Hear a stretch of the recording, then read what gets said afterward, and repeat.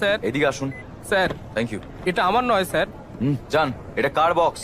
Sir এটা আমার। বলুন তাহলে। এটা আমার নয় স্যার।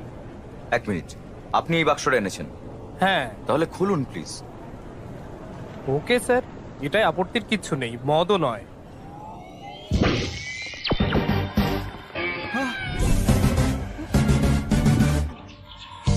তুমি এখনো বাচ্চা, বুঝতে পারবে না, নিয়ে এসো।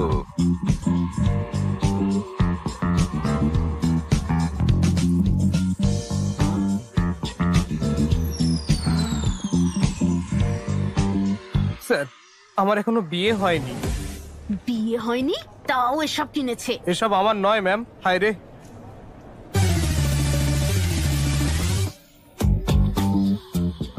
আমি ঠিক জানতাম না স্যার।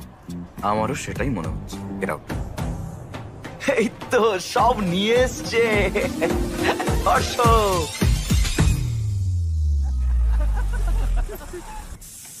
আরে এসে গেছে তো। ওই হর্ষ এসে গেছে, আমি রাশি পাঠাচ্ছি। ভগবান সব বাধা কাটিয়ে দিক, ভালো রাখুন, সুস্থ রাখুন, নজর দোষ কাটিয়ে দিন, সুখী হও তুমি। ভেতরে এসো আমার বাবাটা, এসো।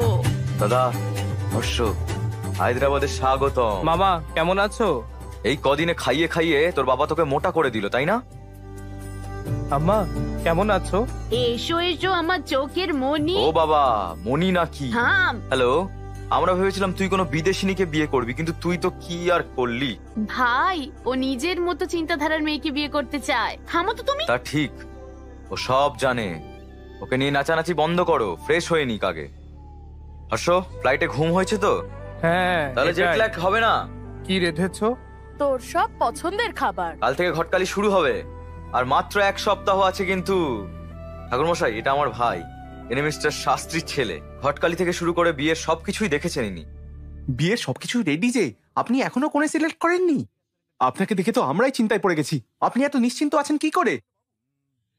আমি জানি আমি কেমন মেয়ে চাই, টেনশন নেই। ও তাই বলুন, তাহলে তো মিটাই গেল। শুনুন, এটা আমার ক্যারিয়ারের প্রথম বিয়ে। যদি সাকসেসফুল হই তাহলে দাঁড়িয়ে যাব। আপনার সাপোর্ট চাই, আমার পিঠ চাপড়ে দিন। তুই কোত্থেকে এলি? এখানেই আসতে হলো? দাঁড়া তো, পিঠে চাপড়ান। গেল কই? কাল কখন শুরু করবেন? 10:42-এ। স্যার নমস্কার, কেমন আছেন? এখনো রেডি হননি? ওরা তো এই এলো বলে। তুমি কি বলছো? তুমি তো বলেছিলে কাল সকাল 10টায় আসবে ওরা। কি কাল নয় স্যার, আজ। আরেকবার দেখো ঠিক করে। আমার মনে আছে, কিন্তু তাও একবার ঠিক করে দেখো তুমি। ধর্মরায়ের বাড়িতে যাওয়ার কথা ছিল, ধনঞ্জয়ের নয়। এখন কি করব? কোনোভাবে ম্যানেজ করতেই হবে আমাদের। হায় রে, এসে গেছে। বাবা, এখানে আমাদের কাল আসার কথা ছিল, আজ না। এই যে শোনো। নমস্কার দাদা। নমস্কার বৌদি। আমি দেখে নিচ্ছি। আজকের দিনটা খুব শুভ, ওদের রেডি হতে বলুন। প্লিজ আসুন। চলো চলো চলো চলো। দে রিমোটটা। না, দেবো না। দে বলছি, দে আমাকে। আরে থাম থাম বলছি। তোমাকে দেখতে এসছে। যাও, ওকে রেডি করো। হ্যাঁ হ্যাঁ। আন্টি আন্টি আন্টি, এক ভিতরে মিনিট। চলো। আন্টি ঠিকই আছে, বিয়ে করলে তো রোজ এমনই দেখতে হবে। আপনারা কথা বলুন না, আমরা ওদিকটায় গিয়ে কথা বলি। ওটা বাথরুম। আমরা কি একটু একা কথা বলতে পারি? দিদি, আমার ভাগ্নেকে কোনো ভালো জায়গায় নিয়ে যান, নইলে যেখানে খুশি গিয়ে কথা বলতে শুরু করে দেবে। থামো মামা। কমফোর্টেবল তো? ইয়া ইয়া। হেই, আমি দিচ্ছি। ওকে। আমার নাম গীতিকা, এমবিএ করেছো, হাইট 5.5, ভরণী নক্ষত্রে জন্ম। 2 না 3? একটাই। একটাই? হুম। আমি 3টেই নিই। আপনার হবি তো ইউটিউব, ইনস্টাগ্রাম, ফেসবুক। আপনার বায়োডাটা তো ফেসবুকেই আছে। তো এখন দেখা যাক আমরা লাইফ পার্টনার হিসেবে কম্পাটিবল কিনা। হ্যাঁ শিওর। Question number 1। ধরুন বিয়ের পর আমার আর আপনার বাবা মা আমাদের বাড়িতে এলেন, কাকে আপনি বেশি যত্ন করবেন? আমার বাবা মা। আর আপনার বাবা মা? ওদের দেখাশোনা আপনি করবেন। আমি ঋত্বিক রোশনের সিনেমা দেখি। আমি রণবীর কাপুরের বিশাল ফ্যান। যদি তাদের দুজনের সিনেমা একদিনে রিলিজ করে, কি করবেন? ওকে, রিভিউ পড়ে যেটা বেস্ট লাগবে সেটাই যাব। ধরুন আমরা দুজনেই ব্যস্ত, আর আমাদের চিন্টু কাঁদছে। তাকে কে দেখবে? চিন্নি দেখবে? চিন্নিকে? আমাদের মেয়ে, আমাদের দুটো সন্তান হবে, তাই না? হ্যাঁ। বিয়ের পর তুমি জব করবে? আরে না না, আর আমি যদি জোর করি?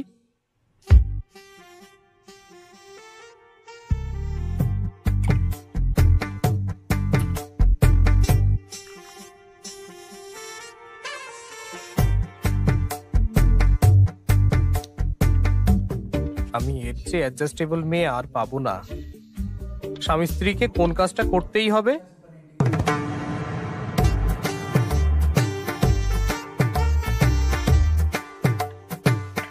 রোজ আই লাভ ইউ বলতে হবে। ব্যাস, হয়ে গেছে। শুধু আমি প্রশ্ন করলাম, তুমি কিছু জিজ্ঞেস করতে চাও না? টিভি দেখার সময় আপনি কি রিমোট দেবেন আমার? আরে রিমোট? না না, দেব না। আমাদের দুটো টিভি থাকলে কেমন হয়? যার যা ইচ্ছে হবে সেটাই দেখবে। তাহলে একদম ঠিক আছে। আচ্ছা, তাহলে গীতিকা কেমন লাগলো? বাবা, হ্যাঁ মেয়েটা দারুণ, আমার পছন্দ। কি? তুমি কি বললে? কি হলো? আচ্ছা, আমরা তাহলে আলোচনা করে আপনাকে জানাই।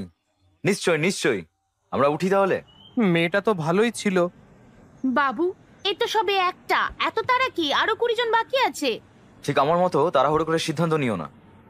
শুনলে মা কি বললো? নেক্সট বাড়ি সকাল 11:45 পদ্মনগরে। এই রাশিগুলো কিন্তু তোমার সাথে মেলেনি। যাওয়ার পথে কান্ট্রি ক্লাবে দিয়ে দিও কিন্তু ওকে। নাম আর ফোন নম্বর এখানেই আছে।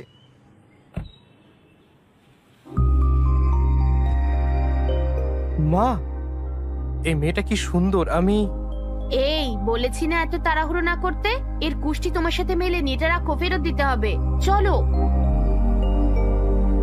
এটা খুব হট। এই চুপ চুপ চুপ। হ্যালো স্যার, হ্যালো আমরা এসেছি স্যার।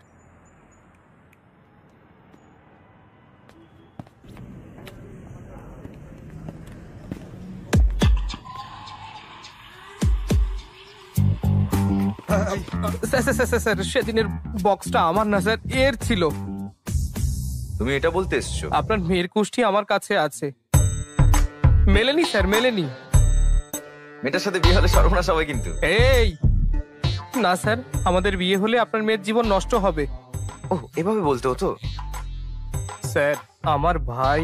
এই কুষ্টির সাথে কিন্তু একটা ছবিও ছিল। হ্যাঁ, আমরা এটাই বলেছিলাম যে মেয়েটা, কি বলেছো? মেয়েটা যেন সাক্ষাৎ লক্ষ্মী।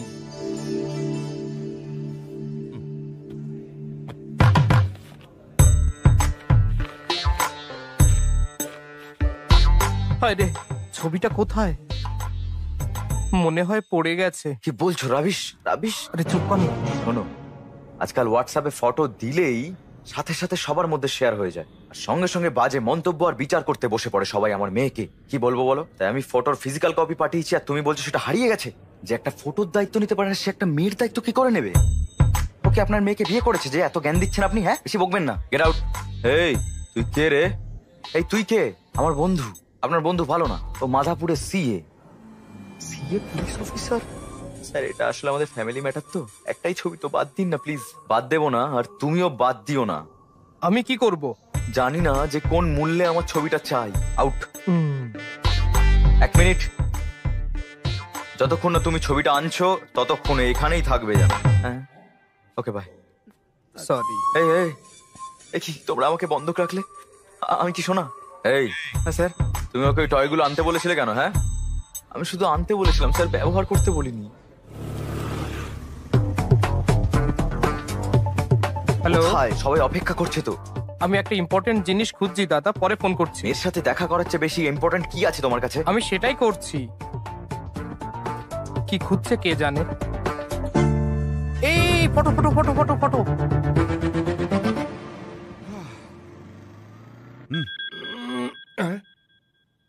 হ্যালো, ওরা আছেন? আমাকে ছেড়ে দিয়েছে কিন্তু কালকেই ছবিটা ফেরত চায়। ওখানেই থাকো, আমি আসছি। ছবি পেয়েছো? হ্যাঁ হ্যাঁ, পেয়েছি। 1 মিনিট। ও হ্যালো দাদা, এখানে আসুন।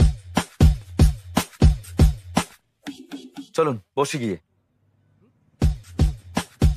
তাড়াতাড়ি তাড়াতাড়ি।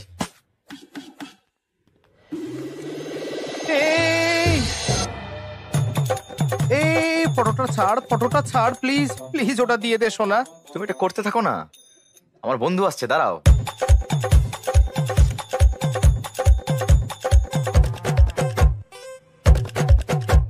এই যে ফোন, বল রে। ওরা আছে? হ্যাঁ, আমি ডাকলাম আবার। তাড়াতাড়ি এসে ছবিটা ছুটে দিতে হবে। না ভাই, আর মুখ দেখাবারই অবস্থায় নেই। হ্যাঁ, আরে হ্যালো, এটাই দিল। হায় রে, এবার আমি শেষ। এটা নিন স্যার, প্লিজ স্যার, এটা বন্ধ করুন স্যার, আমি ভয় পাচ্ছি।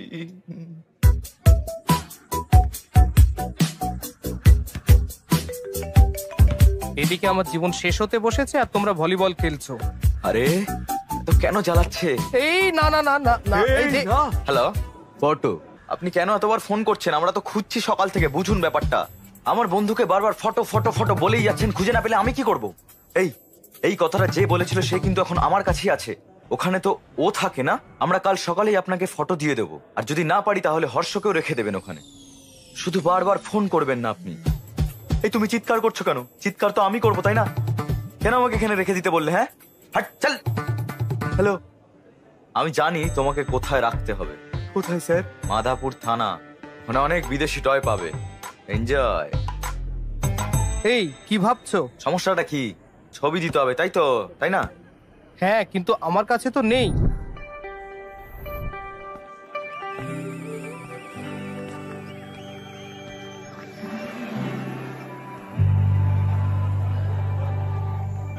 আমার সাইজ জানতে চাও?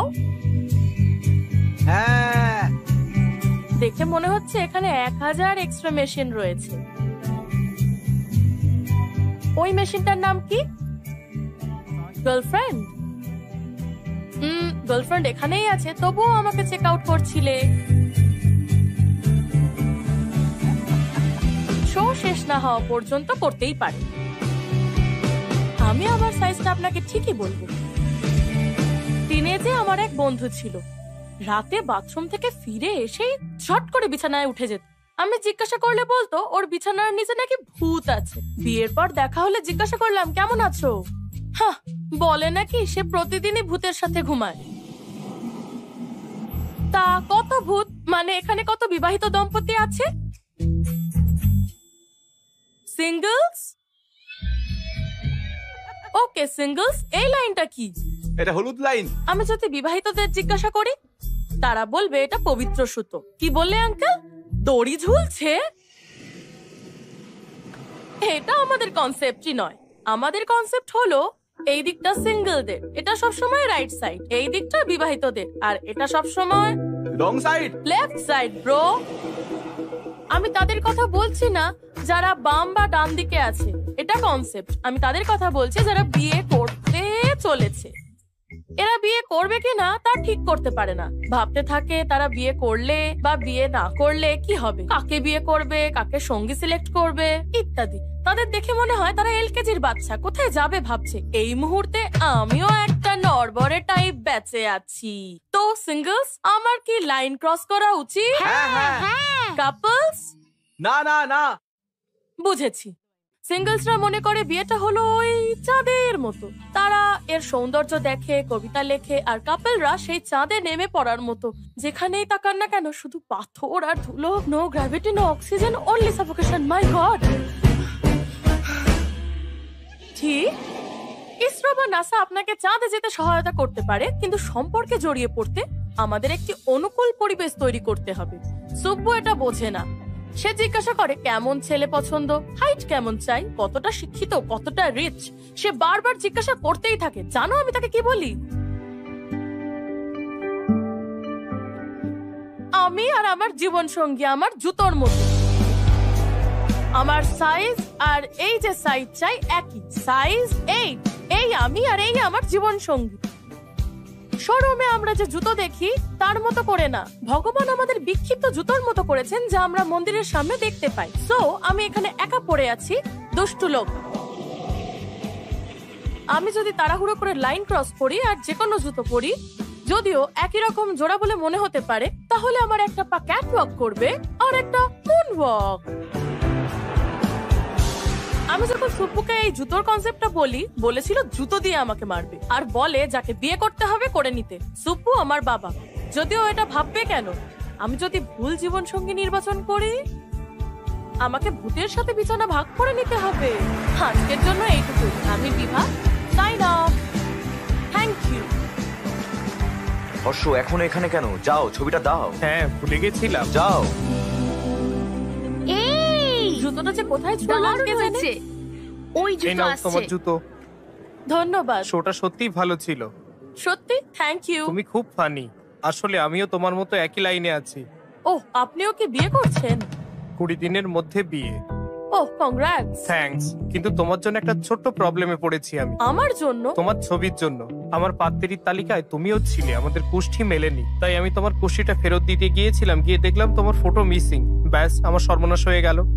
দেখো 140টা মিস কল, দেখো আর একটা। এবার আমায় মেরেই ওহ, ফেলবে। তুমি সুব্বুর ফাঁদে পড়েছো। হ্যাঁ, তুমি যদি তোমার আরেকটা ছবি দাও, তোমার বাবাকে দেবো আমি। এই লাইনটা ক্রস করব, বিয়ে করে খুশি খুশি ইউএসএ ফিরে যাব। আমি শুধু লাইন ক্রস করে বিয়ে করা নিয়ে 1 ঘন্টার শো করলাম, আর তুমি দাবি করছো যে আমি সব করতে রাজি। আমি কনফিউজড নই, আমি কি চাই তা আমি জানি। হায় কপাল। ডার্লিং, আমি কি কফি পেতে পারি? শিওর। দাদা একটা ব্ল্যাক কফি। একটা ফটো যদি। একটা ছবি, তাই তো? আমি তোমাকে একটা প্রশ্ন করব, যদি আমার উত্তর পছন্দ হয় ছবি দেব। ওকে ওকে। কফি। কফি? থ্যাঙ্কস। 2 মিনিট। হ্যাঁ, ঠিক আছে। আপনি ম্যারিড লাইফ থেকে কি আশা করেন? ম্যারিড লাইফের এক্সপেকটেশন? শুনুন, আসলে কোনো এক্সপেকটেশনই নেই। পার্টনারের কাছে এক্সপেকটেশন থাকে। বিয়ের পর তুমি অন্যরকম জীবন যাপন করবে তো? তুমি তোমার সেই জীবন থেকে কি আশা করো? গুড ওয়াইফ, ভালো ওয়াইফ মানে? ফ্রেন্ডলি, আন্ডারস্ট্যান্ডিং আর কম্প্যাটেবল। না, আর কি হতে পারে? দুটো পরিবারের এক হওয়া আর একে অপরের যত্ন নেওয়া। না, তাহলে আর কি? বাচ্চা। বাচ্চা ছাড়া ম্যারিড লাইফ সুখের হয় না, আমার ঠাকুমা বলেন। এখনো না, তাহলে আর কি? Last sheep, last chance. 1 minute. কি হতে পারে, কি হতে পারে? হ্যাঁ হ্যাঁ, প্রথমেই বলা উচিত ছিল ভালোবাসা থাকতে হবে। প্রেম ছাড়া ম্যারিড লাইফ হয় না, ঠিক তো? তুমি তোমার ছবি দেবে? কি কি হলো? আমি তোমাকে আমার ছবি দেব না। আর কি উত্তর হতে পারে? কিছু ওয়াইল্ড ভাবো ডার্লিং। ওয়াইল।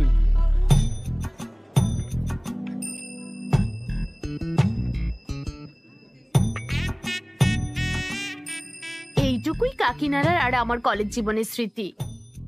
এখন আপনি আমাকে হায়দ্রাবাদ আর ইউএস এর কথা বলুন। কফি নিন না।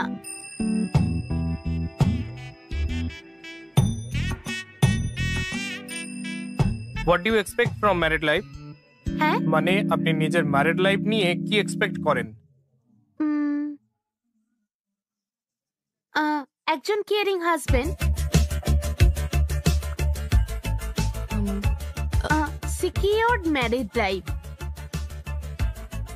এমন একজন যে আমাকে বাড়ির কাজে হেল্প করবে। I need domestic support.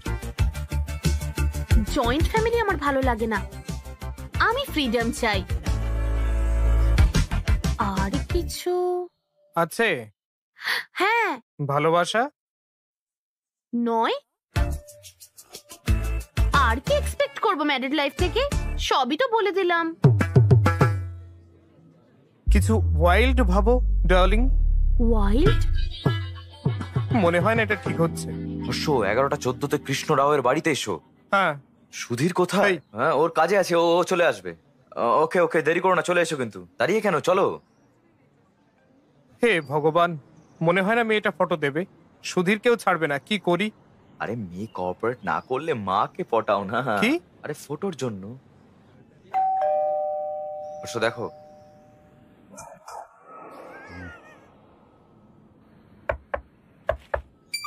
হেই। হ্যাঁ বলুন।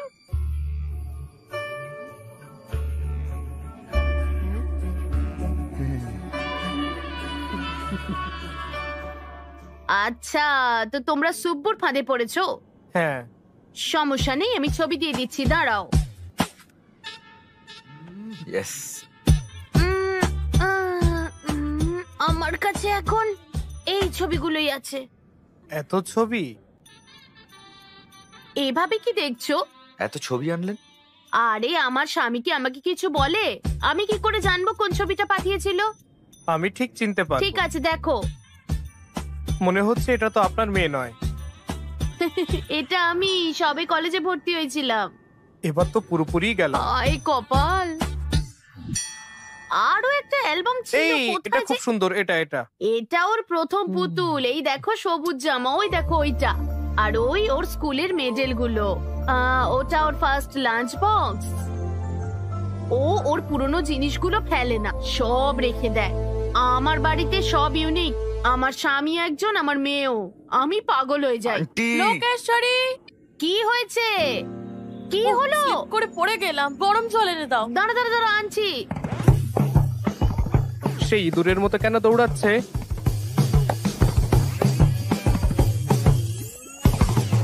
বাবা বাবা, গরম জলটা নিয়ে এসো তাড়াতাড়ি। হ্যাঁ গরম জল কই? আরে আসছে বাবা, তাড়াতাড়ি এসো। তুমি এখানে? তুমি তো ছবি দিলেই না, তাই তোমার মায়ের থেকে নিতে এসেছি। কি হয়েছেটা কি? একটুতেই এত চিৎকার করিস? মা, আমার শরীর আমার একার নয়, আমার লাইফ পার্টনারেরও। তাই আমাকে এর যত্ন নিতেই হবে।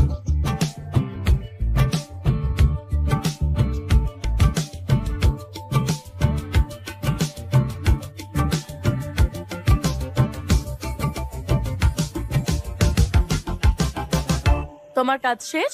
হুম? কি দেখছো? আসলে ফটো। ফটো না, চলো। এই যে এইটা নিয়ে সুব্বুকে দাও। একটা ভালো মেয়ে খুঁজে বের করে বিয়ে করে বাচ্চা নিয়ে সুখে থাকো। একটা কথা জিজ্ঞেস করব? কি? What do you expect from married life? Idli vada sambar. Idli vada sambar? হ্যাঁ ম্যারিড লাইফ থেকে ইডলি বড়া সাম্বার আশা করে? হ্যাঁ। কেন? কারণ কি জন্য? আমি নিজেই তো জানি না। হ্যাঁ বুঝেছি। তুমি বসো, আমি এক্ষুনি আসছি। কি? আরে আসছি আমি, দাঁড়াও। মনে হয় কিছু ভুল হচ্ছে। ঠাকুর মশাই, এই মেলাতে হবে। কি হলো মা? কিছু না কিছু না, তোমরা কথা বলো না। একদম লজ্জা পাবেন না। শোনো, আমি ওকে এই না? আস্তে আস্তে সাবধানে দেখে শুনে হাঁটো। আরে ছাড়ো, ছোট থেকে এরকম কত ঘটেছে আমার। এরকমই হয় আমার সঙ্গে। সে তো অনেক আগে, এখন তুমি বড় হয়েছো। তো তোমার শরীর এখন তোমার নয়। মানেটা কি? এটা আমার, তোমার মানে আমার মতোই করো। কি বলছোটা কি তুমি? হায় রে, ইডলি বড়া বলে আমাকে বোকা বানাচ্ছিল। ট্রাই টু আন্ডারস্ট্যান্ড এখানে বোঝার কি আছে? হ্যাঁ মিনিং। মিনিং আমি ঠিক বুঝেছি। হ্যাঁ কি বলছো তুমি? আমি বুঝেছি। না না, আমি চুপ, ওঠো এখান থেকে, এই ওঠো শোনো, ওঠো। কথাটা শোনো। এই, এসব নোংরা কথা কি? হ্যাঁ এসব নোংরা কথা কি? ভদ্র শোনো, ভেবেছিলাম আমি please। তোমাকে। শুনছি তুমি কি শুনছি, আমি ইন্টারেস্টেড শুনেছি। নাও? Interesting my food. এই মেয়েটাও আমার জন্য ঠিক না। হে ডার্লিং, বাইকে করে এসেছো? সুব্বুকে আমার ছবি দেখিয়েছো? তোমার মেয়ে দেখা কেমন চলছে? ভালো না? তাহলে আরেকটা? বাবা, তোমার ধৈর্য আছে বস, ভগবান। এই আমি বুঝলাম যে প্রতিটা মেয়ের সাথে দেখা করার সময় বিভাকে খুঁজছিলাম, কিন্তু বুঝতে পারছিলাম না যে বাড়িতে কিভাবে জানাবো।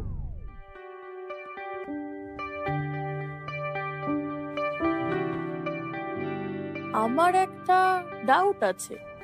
কি? তুমি একজনকে সিলেক্ট করবে না, মানে কিভাবে জানবে that she is the one? আমি 20টা মেয়ের সাথে দেখা করব, তারপরে 10 জনকে শর্টলিস্টেড করব। ও, তো তুমি টপ 10 এর মধ্যে টপ 1 কে সিলেক্ট করবে। বেশ ঠিক। তোমার 10টা ফেভারিট খাবার কি? একটা বিরিয়ানি, চিকেন নুডলস ভালো লাগে, চিলি ফ্রিটার, চা, সিঙ্গাড়া। সেরা প্রিয় 10 জায়গা? First Hyderabad, second San Francisco, third New York, না ফার্স্ট, আচ্ছা এভাবে বলা যায় না কি? আমার সেরা 10 জায়গা হলো Khajuraho, Kodaikanal, Araku, Venice, Kashmir, Lonavala, Goa, New York, Ooty আর শেষে প্যারিস।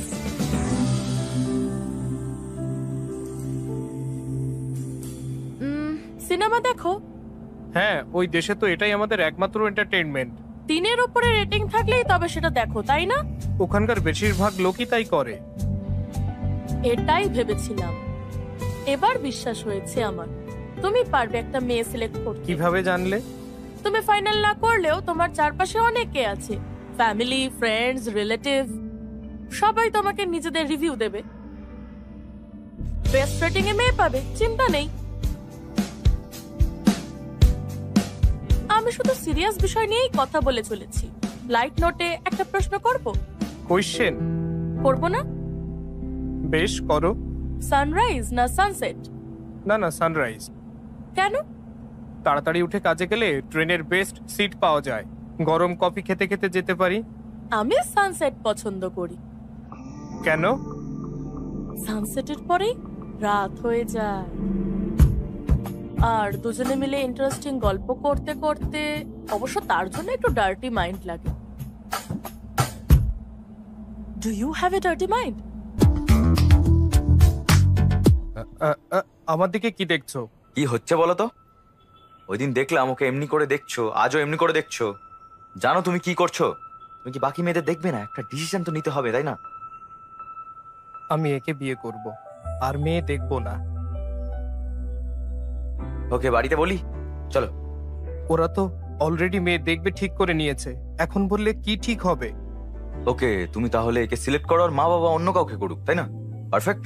না না না না না, চলো বলি। সবাইকে না হলেও মাকে অন্তত বলো। ঠিক আছে। ঠিক আছে। হ্যাঁ চলো। হর্ষ, ইউএস থেকে কতজন আসছে তোর বিয়েতে? রুমটা বুক করতে হবে তো। ফাইন। মা কই? আরে কজন আসছে? আরে ওরা আসবে কেন? ওরা তো খুব কিপ্টে, এখানে আসবে না। মা, হ্যালো হ্যালো, আপনারা এখানে? আমরা কিপটে না। হ্যাঁ না, ঠিক তা বলিনি। আমাদের কিপটে বললে? এখানে দাঁড়ান, এসো। আসছি আসছি। স্যার, আমি নিজের বিয়ের 2 দিন আগে গেছিলাম, তবে এখানে সব রিচুয়ালে থাকবো, কিন্তু আমি একে সারপ্রাইজ দিতে চাইলাম, আর এ কি সব বললো আমাকে। স্যার স্যার প্লিজ বৌদি, স্যার। বৌদি দিকে এসো। হাই হর্ষ। এই এটা ভালো 5 আর এটা 1.5। সুধীর দা, ছবিগুলো পাস করো তো।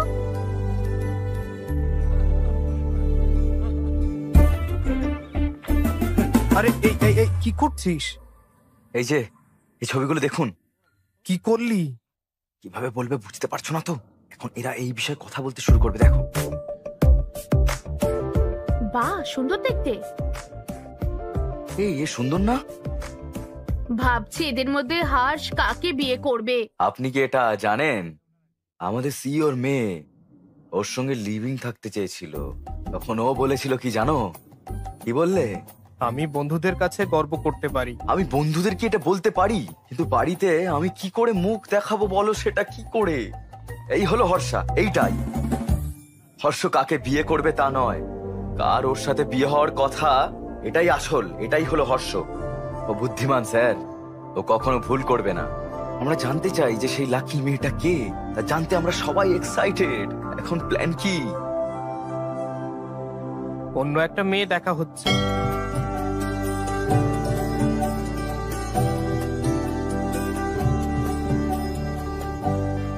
তোমার নিশ্চয়ই মেয়ে দেখার এক্সপিরিয়েন্স আছে, তাই না? সো আশা করি ফিউচার ওয়াইফের থেকে আপনি কি চান তা আপনি জানেন। আমাকে জিজ্ঞাসা করতে পারেন। কিছু মনে করো না, আমার এই প্রশ্নগুলো তোমার অস্বস্তিতে ফেলবে। তুমি খুব ইনোসেন্ট। তুমি কি বলতে চাইছো? এত টাফ প্রশ্ন হবে যে আমি নিজে উত্তরই দিতে পারবো না? বিষয়টা প্রশ্নের নয়, জানি না তুমি উত্তর দিতে পারবে কিনা। বলে তো দেখো, নেভার জাজ আ বুক বাই ইটস কভার। তাহলে তো ঠিক। তাহলে বলো। তোমার কি মনে হয় আমাদের ফেরা উচিত? এটা কি তুমি ডা দিয়ে কি বলছিলে? দেরাদুনে গেছো কখনো? থামো, এই ডা দিয়ে প্রশ্নটা না করলে খুব খারাপ হয়ে যাবে বলে দিচ্ছি।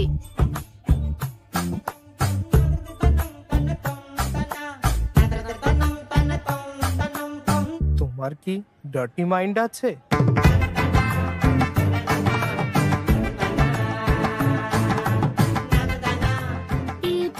প্রশ্ন? ওকে, সোজা করে জিজ্ঞেস করছি, সানরাইজ না সানসেট কোনটা পছন্দ? সা- সা- সা কি রাইস না সেট? রাইস। কেন? নিশ্চয়ই পুজো পাঠ আর ব্রেকফাস্টের জন্য, তাই তো? হ্যাঁ। জানতাম, মনে হয় না এটা রাইট ম্যাচ। তুমি কি পছন্দ করো? আমার তো সানসেট পছন্দ, কেন? কারণ সানসেটের পরেই রাত হয়ে যায়।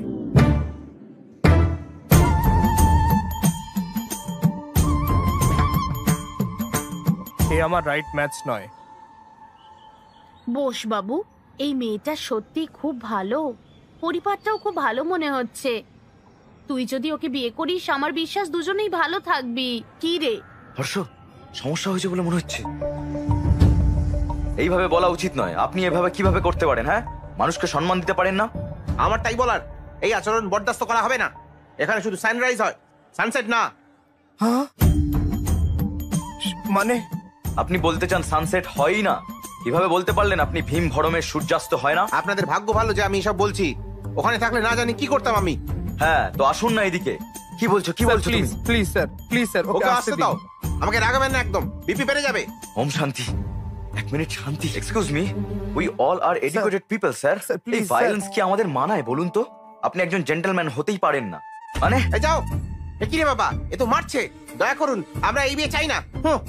আমরাও চাই না এসব, বুঝতে পারলেন? আচ্ছা চলো যাই। না, কিন্তু জানতে হবে হলোটা কি। কেন? আমরা তো চলুন। আমি দেখছি কি হয়েছে, আমি খবর নিয়ে আপনাদের জানাবো, বুঝলেন? হ্যাঁ হ্যাঁ, ও দেখে নেবে, চলো। গুরুদেব, গুরুদেব। কে?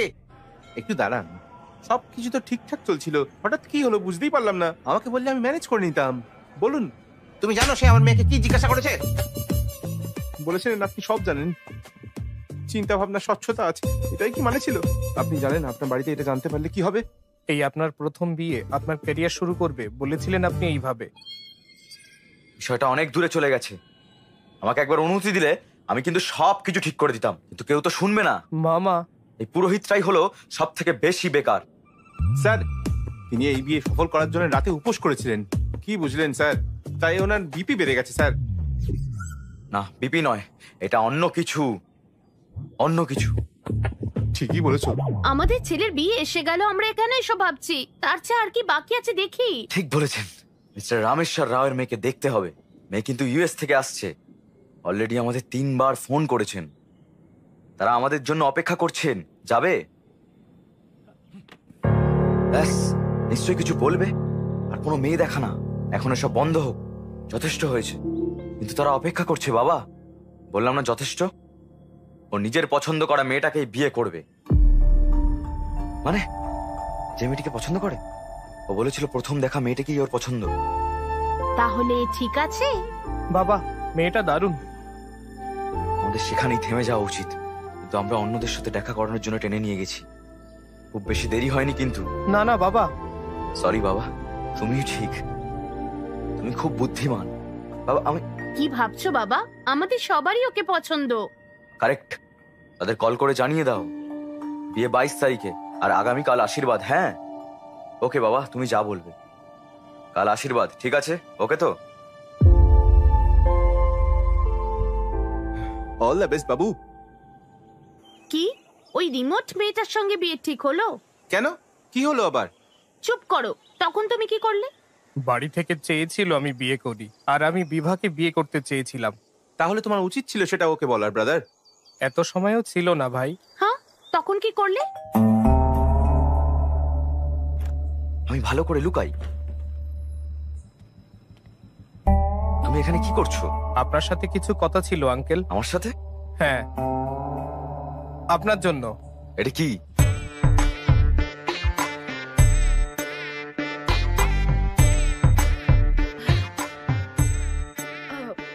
তুমি এখানে কি করছো? এই যে শুনছো, হ্যাঁ, একটা গ্লাস দাও তো। আনছি। বাঁচলাম। আপনি কি বলেন সেটা ভাবছিলাম। আন্টি, একটাই হ্যাঁ। গ্লাস। আমি মদ খাই না, আমি তাকে একটাই গ্লাস আনতে বলেছিলাম। ও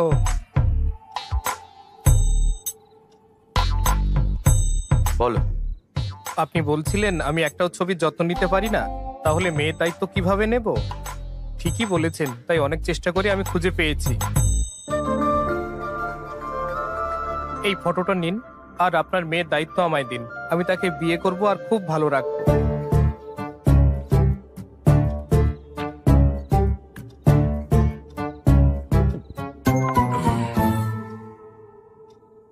বুঝলাম না, কি?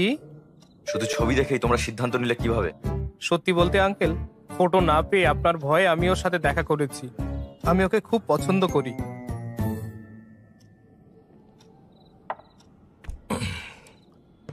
এই ফটোটা আমার মেয়ে দিয়েছে। না আঙ্কেল, তাহলে কে? এরপরে আন্টির সাথে দেখা করি। কে আন্টি? এই তো আন্টি। হায় রে,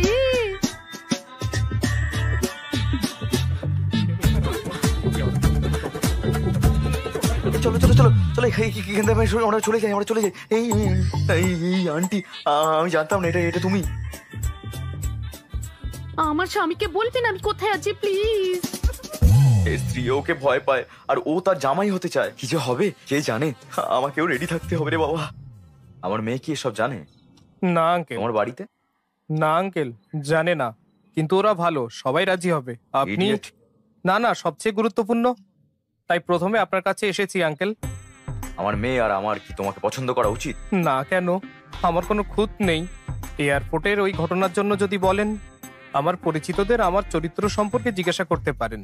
তারা বলবে যে Harsh the most eligible bachelor. শুধু হ্যাঁ বলুন, আমি 1 ঘন্টার মধ্যে আমার পরিবারের সাথে এখানে আসবো। Thank you uncle. কোথায় যাচ্ছ? হ্যাঁ, তুমি হ্যাঁ আর হুঁ এর পার্থক্যটা বোঝো না নাকি? বসো। আমার বেশি সময় নেই আঙ্কেল। তাতে কি, আমি সকালে আমার সিদ্ধান্ত ঠিক জানাবো। যেতে পারো। 10টার মধ্যে তো? 9টা? 8টার মধ্যে তো নিশ্চয়ই। চুপ করে আছেন, তার মানে হ্যাঁ। Thanks uncle, enjoy your drink. আমরা তার কল ভয় থেকে অনেক দূরে আছি। ভয় হচ্ছে ওরা ফোন করবে কিনা। এখনো রেডি হওনি কেন? তোমার এঙ্গেজমেন্ট তো, যাও। হ্যাঁ। হ্যাঁ, ভগবান এখন কি যে হবে ভাই। কি হয়েছে, এত টেনশন কেন? কি হয়েছে? মেয়ের বাড়ি এখনো আসেনি? হ্যাঁ, কি আসেনি? পুরোহিত কোথায়? ওই যে, কি হয়েছে? তারা বলল আসবে না।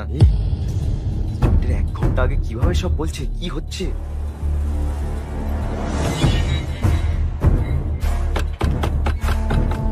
সুব্রক্ষণম কোথায়? আপনি? ডেকে দিন, আমরা কথা বলতে চাই। দাঁড়াও। এরা চিৎকার করছে সবাই। কি হয়েছে? সমস্যাটা কি? সব ভেস্তে দিয়ে এখন তুমি প্রশ্ন করছো? থামো। আপনি ধনঞ্জয় বাবুকে চেনেন?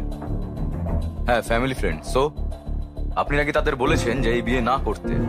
আমার ছেলে নাকি ভালো নয়? হ্যাঁ, কই না তো, আমি তো তা বলিনি। বলেছিলাম ছেলেটা ভয়ঙ্কর, তার মেয়ের সাথে বিয়ে হলে তার জীবনটা নষ্ট হয়ে যাবে। তাতে কি? বলছি আমি, দাঁড়াও দেখাচ্ছি, দাঁড়াও। কি করবো, কি করি? ও না, কি করছেন? থামা বলছি কিন্তু। আবার ফোন বের করছে, দেখো সাহস দেখো ওর। হ্যালো, তুমি কি থানায়? হ্যালো, কিছু লোক গোলমাল করছে, এখানে এসো বন্দুক নিয়ে। আরে আরে বাবা, এসব কি? থামো বলছি, তুমি ভেতরে যাও। শোনো মা, আমার ছেলে আর তোমার কুষ্টি একদম মেলেনি, তাই আমরা আর এগোইনি। তোমার বাবা আজ সেই জন্য আমার ছেলের সঙ্গে আশীর্বাদ নষ্ট করেছে, বুঝলে? হর্ষের মাত্র 10 দিনের মধ্যে ইউএসএ ফিরে যাওয়ার কথা, কিন্তু আমার ভালো ছেলেকে এরকম বলার সাহস হয় কিভাবে আপনার? ভালো, আপনার ছেলে কি করেছে তা আপনি জানেন? কাল রাতে সে আমার বাড়িতে এসে আমার মেয়ের হাত চেয়েছে। কি বলছেন? ও কেন এরকম করবে? হ্যাঁ, করেছে স্যার। এখানে উইস্কির বোতল নিয়ে এসেছিল। বাবা, আমি হর্ষকে চিনি, এরকম হলে আমাকে বলতো। কেন তোমাকে বলবে? বোকা মেয়ে। দাঁড়া, দেখো 140টা মিস কল। দেখো, এই রাউডি ফেলো, দেখেছো কতগুলো? 140টা। তো এটা আপনার ছেলের নম্বর নয় স্যার। ও আমার সিদ্ধান্তের জন্য অপেক্ষা করছে। আমরা কি এখন থানায় যাব স্যার?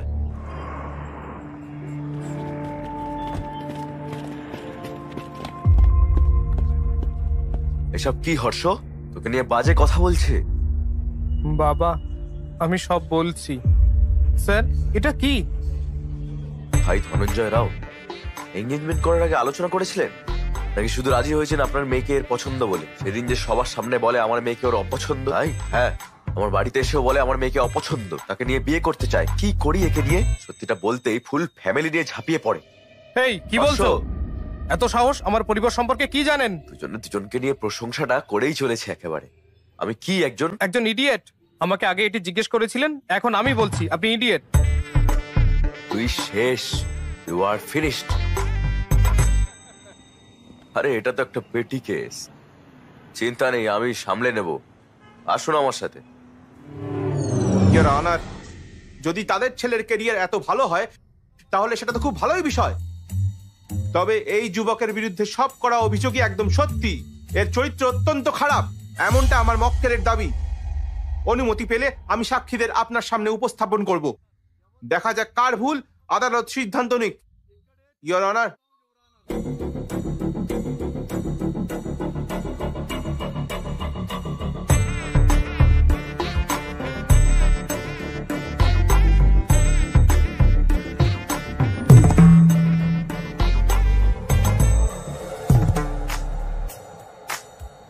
তো মীনাক্ষী দেবী, ঘটকালি করে তুমি এর সাথে দেখা করেছিলে, এ তোমাকে কি বলে? আপনি ম্যারিড লাইফ থেকে ঠিক কি আশা করেন? মেয়ে দেখতে গিয়ে এটা খুব নর্মাল প্রশ্ন।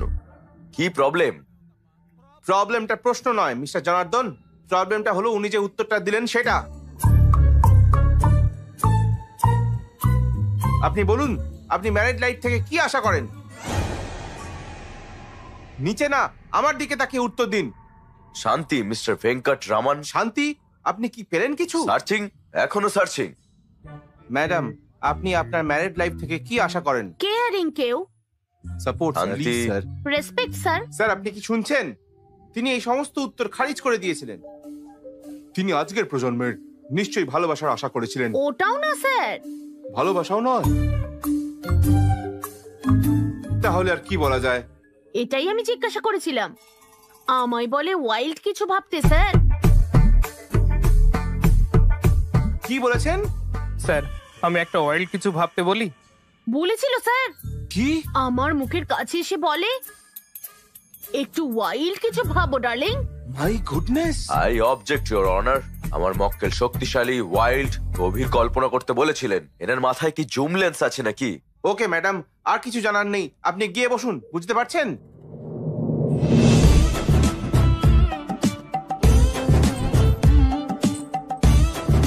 ম্যাডাম, আপনাকেও কি একই প্রশ্ন করেছিলেন উনি? প্রশ্নের উত্তরও দিয়েছিলেন। কি বলছেন? ইডলি বড়া সাম্বার স্যার। ইডলি বড়া সাম্বার, সেটা কি? তার নিশ্চয়ই খিদে পেয়েছিল হয়তো। হ্যাঁ স্যার। না স্যার, আমিও তাই ভেবেছিলাম তো প্রথমে, পরে বুঝেছি কোন খিদের কথা বলেছিল এ। কি ধরনের খিদে? স্যার, হ্যাঁ, স্যার, দেখুন ও চোখ মারছে। কি করেছে? ওর মতে আমার শরীর আমার নয়। কি বলছেন? কার? নাকি ওর? স্যার, আপনি শুনলেন? তার মতে মেয়েটির শরীর নাকি তার। কি জঘন্য! ম্যাডাম, আপনি যেতে পারেন, যান, আমরা একে দেখছি। হ্যালো, আমার শরীর আমারই, বুঝেছো তো? উপর থেকে নিচে সবকিছু আপনার। প্লিজ গিয়ে বসুন। এটা কি জিজ্ঞাসা করেছিলে? স্যার, আসলে এর মানে এর মানেটা ক্র্যাক করার জন্য ইওর অনার, আমি আমার পরবর্তী সাক্ষীকে ডাকতে চাই।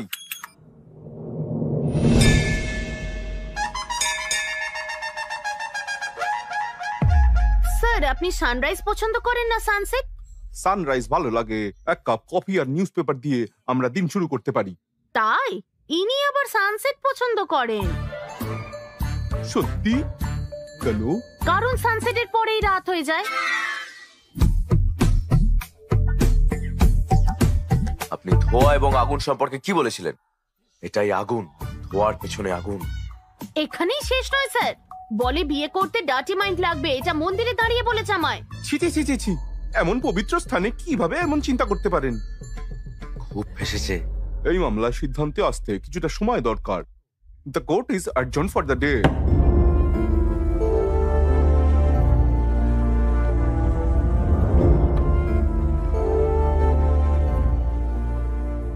এই সব গন্ডগোলের পরে আপনি কি ভাবছেন? সে আমার সম্পর্কে কি ভাবছে? ওহো, এখন ওই মেয়ের কথা ভাবছেন? নিজের বাবার অবস্থা দেখো। ক্ষমা করুন, ধুর, দোষটা আমাদের। ও বিয়ে না হলেও কিছু যায় আসে না, কিন্তু ভবিষ্যৎ নষ্ট করবেন না। দয়া করে কেসটা ফিরিয়ে নিন। ওকে, আমি কেস ফিরিয়ে নেব, কিন্তু একটা শর্তে। আপনার ছেলেকে 24 ঘন্টার মধ্যে ইন্ডিয়া ছেড়ে চলে যেতে হবে।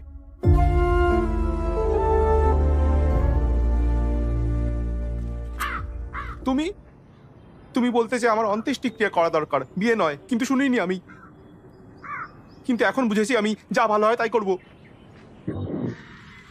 আমি ওই আসছি। মেয়েদের যা বলেছে মুখে বলা যায় না। কেন সেসব বললে? তুমি কি বিয়ে করবে নাকি লিভ ইন করবে? আঙ্কেল, আমরা সুন্দর সুশীল শান্ত স্বভাবের মেয়ে খুঁজছিলাম, আবার কি কুষ্টি মেলাচ্ছিলাম যাতে তোমার জন্য ভালো হয়, আর তুমি কেমন স্ত্রী খুঁজছিলে? তোমার আশীর্বাদে যাচ্ছিলাম, আর তুমি অন্য মেয়েকে বিয়ে করতে চাইলে। এমন কি দেখলে ওর মধ্যে? ওই ওকে প্রথমে এইসব প্রশ্ন জিজ্ঞেস করেছিল। ও ওই মেয়েটার জন্যই এত কনফিউশনটা হয়েছে। ওই মেয়ের জন্য কেন আমরা এত কষ্ট পাচ্ছি? চলো তাড়াতাড়ি ওর বাড়ি যাই। তাদের দোষ দেওয়ার মানে কি? এটা ওর দোষ। কেন? তাদেরও তো দোষ আছে। এই, তুমি কিছু বলতে চাইলে ভিতরে ঘরে গিয়ে বলো। মেয়েটা ওকে প্ররোচিত করে, তোর কি কোনো বুদ্ধি নেই? তুমি গর্ব করতে তোমার ছেলে নাকি খুব জ্ঞানী, এখন দেখো সে কি সব করে বেড়াচ্ছে। বাবা আসলে শোনো, ওকে ব্যাগ গুছিয়ে নিতে বলো।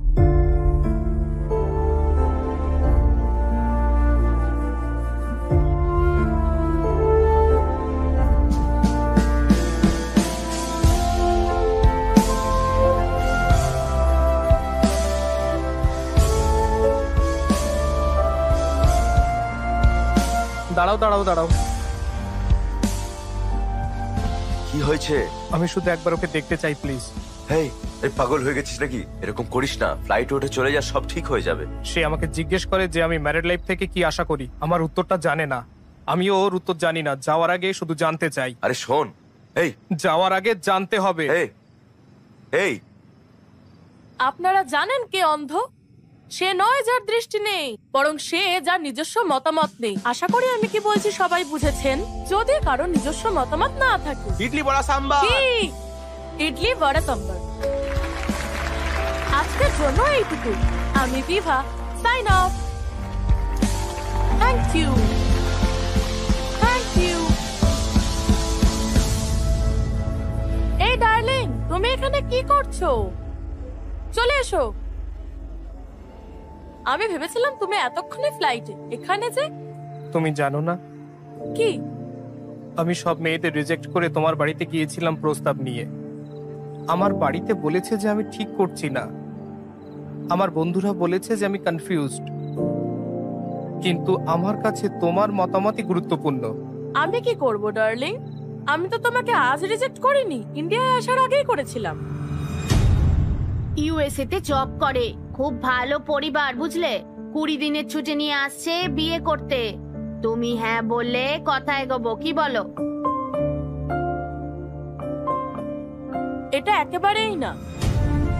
তুমি 20 দিনের জন্য ছুটি নিয়েছো, বিয়ের তারিখ ঠিক করে তারপর এখানে বউ খুঁজতে এসেছো। আমি তখনই বুঝতে পেরেছিলাম যে বিয়ে নিয়ে তোমার কোনো ধারণাই নেই। তুমি জানোই না তুমি স্ত্রী হিসেবে কেমন মেয়ে চাও, এমনকি নিজেকেও চেনো না। কি তুমি বলছো যে আমি জানি না?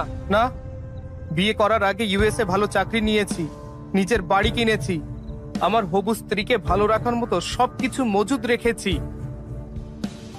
মোস্ট এলিজিবল ব্যাচেলার হয়ে বিয়ে করতে চলেছি। বিয়ের জন্য শুধু এলিজিবল হওয়াই যথেষ্ট নয়, ম্যারিড লাইফের উপযুক্তও হতে হবে। বিয়ের পরের জন্য এলিজিবল? এরকম কিছু কখনো শুনিনি। এলিজিবিলিটি হলো সে সারা জীবন তোমার কেয়ার করতে পারবে কিনা, বুঝতে পেরেছো? যে কেউ। আমি চাই না যে কেউ আমার জীবনে পাশে থাকুক, আমি একজনকেই চাই যে আমার কাছে থাকবে। পাশে থাকা আর কাছে থাকার মধ্যে পার্থক্য কি? দেখো, তুমি আমাকে আবার জিজ্ঞাসা করছো। এই, আমি আশা করি আমার ভাবি স্ত্রী কম্প্যাটিবল হবে, কারণ আমিও তাই। হায় কপাল। হ্যাঁ ঠিক, আমার কপাল। আমি কারো জন্য মানিয়ে নেব না, আমিও চাই না কেউ আমার জন্য মানিয়ে নিক। তুমি জানতে চেয়েছিলে আমার বৈবাহিক জীবন থেকে আমি কি আশা করি, তাই না? আমি বলছি। হ্যাঁ জানি জানি, ইডলি বড়া সাম্বার, খেয়ে নাও আমাকে।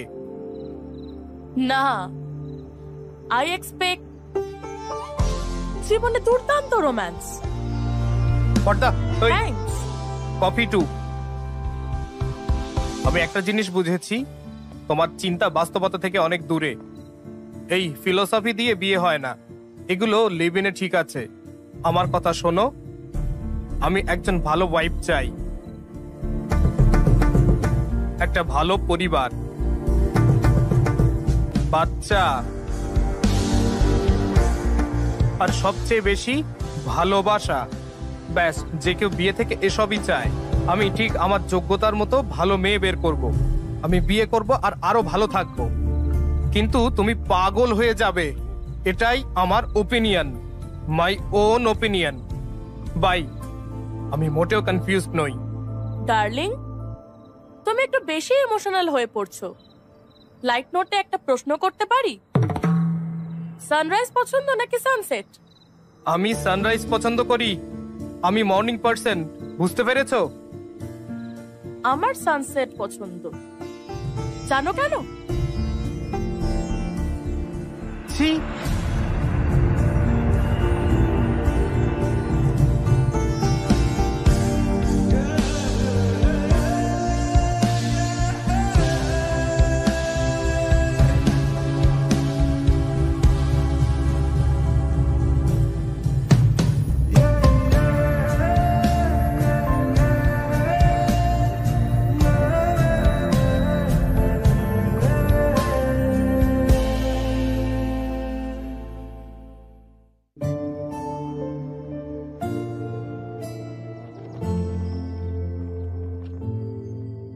আমি এইসব কিনেছিলাম যাতে আমার বউ খুশি হয়। এগুলো যদি আমাকে সুখী করতে না পারে তাহলে কি লাভ, কি হবে এসব?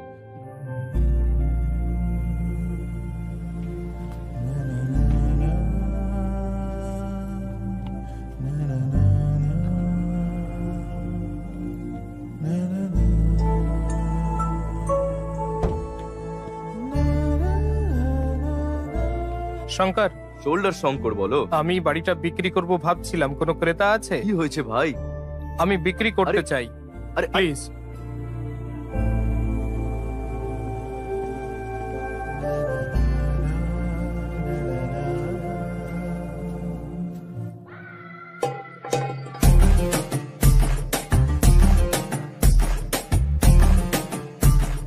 এই, হে, কাঁদো হৃদয় আরে, সন্তুষ্টির জন্য। এই, আমি ক্রেতা খুঁজতে বলেছি।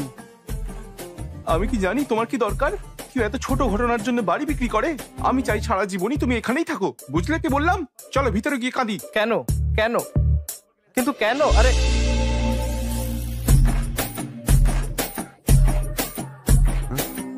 হাসো না, হোয়াইট স্মাইল। আরে বাবু, কি? Be positive. শোনো, খালি পেটি সব সমস্যার কারণ। কি খাবে বলো, আমি নিয়ে আসছি। যা খুশি আনো। না, তুমি বলো কি খেতে চাও? আচ্ছা, চিকেন বিরিয়ানি। বিরিয়ানি না, রাতে অসুবিধা হবে। ম্যাগি আনছি, 2 মিনিট।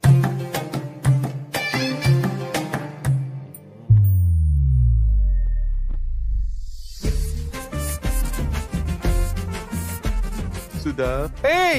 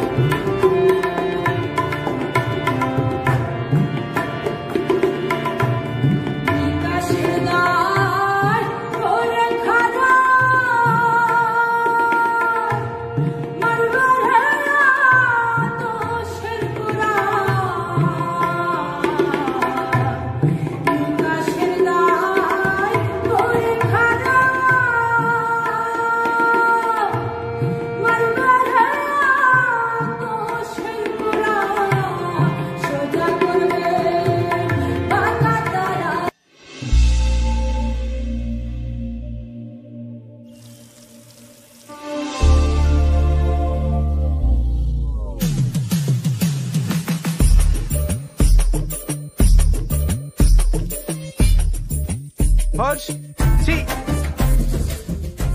হর্ষ, এসে জড়িয়ে ধরি। তুই আর মাগ, এখানে এসো, আমরা খালি গায়ে আরো ভালো লাগবে, এসো।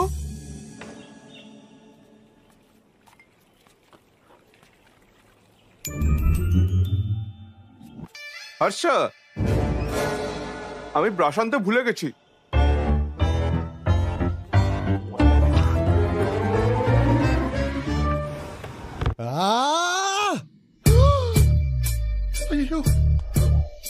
হ্যাঁ শঙ্কর, বলো।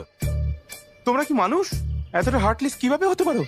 ওর খুশির দিনে তো তোমরা এত মজা করেছিলে যে কি বলবো, আর দুঃখের দিনে বলছো যে এটা ওর সমস্যা, এভাবে একা ছেড়ে দিলে। আরে ও কষ্ট পাচ্ছে, ওর সাথে কথা বলো, সমস্যা থেকে বেরোনোর উপায় অন্তত ওকে বলে দাও। এইটুকু বেসিক সেন্স নেই? ছি ছি, ফোন করে না বকলে তোমরা কখনোই আসতে না, আমি জানি। এই হর্ষ, তুমি এত আপসেট কেন? হ্যাঁ, বিয়ে বাতিল হওয়ার জন্য নাকি মেয়েটা তোমাকে রিজেক্ট করেছে বলে? হ্যাঁ, সে আমাকে রিজেক্ট করেছে বলে নয়, আমি নিজেকে রিজেক্ট করেছি বলে। কি বলছে? এরকম বলো না। আমি ওই মেয়েদের যে প্রশ্নগুলো করেছিলাম তা আমার ছিল না, কিন্তু হ্যাঁ, উত্তরগুলো আমার ছিল। আর যদি আমি এই উত্তরগুলো পছন্দ না করি, তার মানে আমি নিজেকেই পছন্দ করি না। হেই, এসব বাজে চিন্তা করো না কিন্তু। বিয়ের অর্থ কি? এলিজিবিলিটি। তুমি বিয়ে করার জন্য এলিজিবল কিনা? তাই 100% মোস্ট এলিজিবল ব্যাচেলার। পরের বছর একটা খুব সুন্দর মেয়ের সাথে তোমার বিয়ে হবে, তুমি সুখে থাকবে। বিয়ে কি তুমি কি জানো? খুব সহজ। তার চাহিদা আমি মেটাবো, আর আমার চাহিদা সে মেটাবে, ব্যাস। তোমার চারপাশে অনেক হ্যাপি কাপল আছে, দেখবে। বিশ্বাস করো, কনফিউজ হয়েও না। এই গণেশ, সরি গণেশ স্যার, ও বুঝেছে কিনা জানি না, তবে আমি বুঝেছি। মিটিং শেষ, ড্রিঙ্ক নাও, ম্যাগি খাও, যাও, শেষ করো।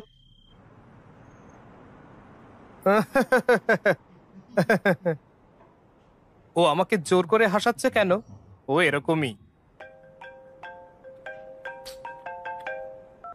হ্যালো, আমার ভাই কেমন আছে? কি বলি? ভালোই তো। Okay, bye. আমি বলছিলাম হ্যালো হ্যালো। সত্য, আসলে আমার সাথে একটা ভালো করে কথাও বলে না কখনো। আবার তোমার জন্য মেয়ে খুঁজতে শুরু করেছে। কেন তোমার বিয়ে নিয়ে এত তাড়াহুড়ো করছে? লাইফটা এনজয় করতে দিচ্ছ না? হ্যাঁ ঠিক আছে, গণেশ স্যারের বাড়িতে 25তম বার্ষিকী পার্টি হচ্ছে, আমার সাথে চলো। আমি এই বিবাহের অনুষ্ঠান এবং পার্টি দেখে ক্লান্ত, দূর, বুঝলে? হ্যাঁ, যাই হোক, যাও, রেডি হও গিয়ে।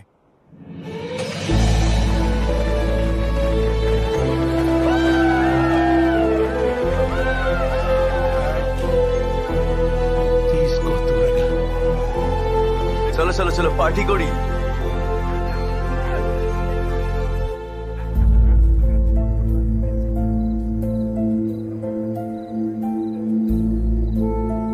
কি হয়েছে? কিছু না, ঠিক আছে, আমি ওকে।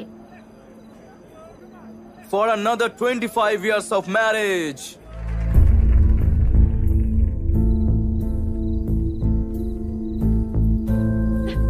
কি হয়েছে? 2 মিনিট, আমি আসছি এক্ষুনি। না মানে বলছিলাম যে চাইলে বলতেই পারেন। হ্যাঁ বলবো, কি বলবো?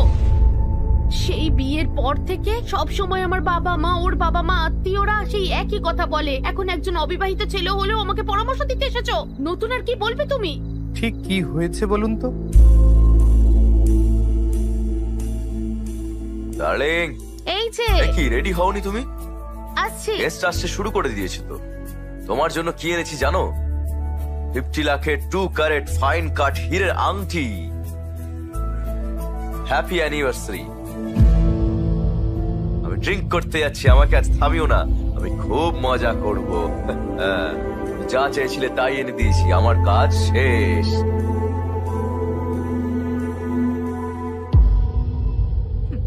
হীরের আংটি এনেছে, এটাও জানে না আমি ঠিক কি চাই। কিন্তু তাও আমাকে অ্যাডজাস্ট করতে হবে।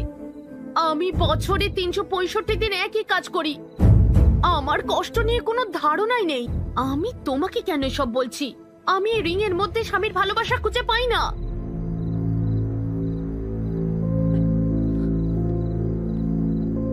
আমি চাই যে আমাকে কাছে টেনে নিক। আমার জন্মদিন, তার জন্মদিন আর বিবাহ বার্ষিকীতেও। সেটাই আমার জীবনে নেই। ডার্লিং, তুমি কোথায়? হ্যাঁ, আসছি। আমি কারোর জন্য মানিয়ে নেব না, আমিও চাই না কেউ আমার জন্য মানিয়ে নিক।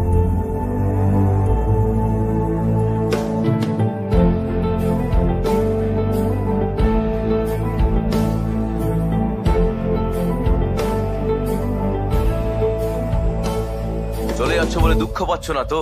না, তুমি আসছো তো লন্ডনে মজা করব। ওকে। এ কি, আমি ভেবেছিলাম পার্টিতে তোমার ভালো লাগবে, তোমাকে তো আরো ডাউন দেখাচ্ছে। কি হয়েছে? ম্যারিড লাইফ আসলে কি? আমাকে এটা জিজ্ঞাসা করছো কেন? তোমার কি কিছু লাগবে ডার্লিং? আরে না না, তোমার জন্য স্পেশাল কিছু আনছি, Maggi masala with spring onion. তোমার মুড একদম ঘুরে যাবে। হ্যাঁ হ্যাঁ, এই প্রশ্নের উত্তর আমার কাছে নেই। জানি না বিয়ে ভাঙায় তোমার কতটা খারাপ লেগেছিল, কিন্তু আমার সত্যিই খারাপ লেগেছিল। এখন তোমার দিদি আর আমি একসাথে আর নেই। তোমার বিয়ের পর আমরা সবাই বলে দিতাম যে আমরা বিয়েটা ভাঙতে চাই। কি হয়েছে? ও বুঝতে চায় না যে আমি ওদের জন্য কতটা খাটছি। লাক্সারিয়াস লাইফ চায়, আমাকেও পাশে চায়। এটা কি করে সম্ভব? তোমার দাদাকে যখন বলি, সে বলে তার বিয়েটাও খুব ভালো নেই। আরো বলেছে যে তোমার বাবা মাকে বাইরে হ্যাপি দেখালেও তারাও একে অপরের সাথে বিরোধ করে। এই তোমার কিছু বলার থাকলে ভিতরের ঘরে গিয়ে বলো। কি ব্যাপার, আমার কোলে উঠবে নাকি? এটা কি বেডরুম? বেরো। আমি বিয়ে আর এইসব ঝগড়ার কারণ বুঝি না। বসো। বেসিক্যালি ম্যারিড লাইফ কি তা কেউ জানে না। কখনো কখনো কম্প্রোমাইজ যদি করতে পারো তো ঠিক আছে, যদি না হয় বিয়ে ভেঙে যায়। কিন্তু তোমার প্রশ্নটা বেশ ভালো ছিল। আমরা কোটি কোটি টাকা কামাই, তবুও জানি না তারা আসলে কি চায়।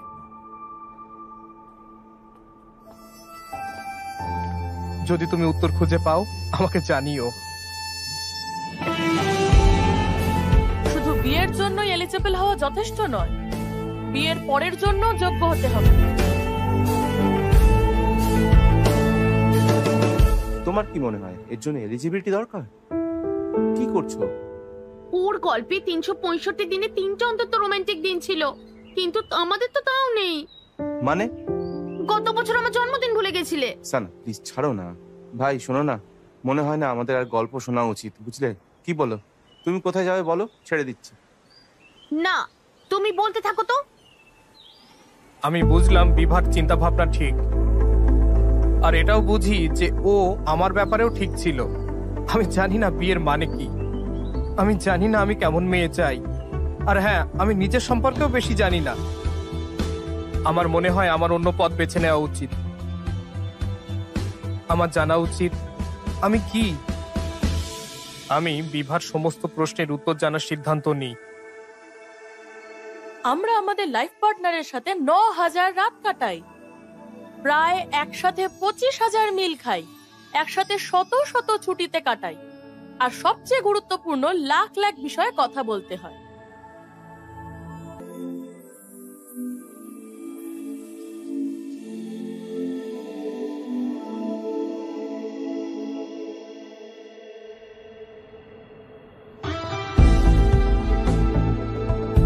ফিউচার কোম্পানির সাথে আমাদের কোম্পানির টাই আপ খুব গুরুত্বপূর্ণ। তুমি করছোটা কি বলো? কি হচ্ছে? ফিউচার কোম্পানি টিম ইমপ্রেস নয়, তাই তারা টাই আপ চায় না। তাহলে টাই আপ হবে না? না, আপনি জানেন টাই আপ তো আমাদের জন্য কতটা জরুরি? আপনারা বুঝতে পারছেন কি? তারা কোথায়? ওই ক্যাফেটেরিয়ায়। প্লিজ আমার কথা শোনো।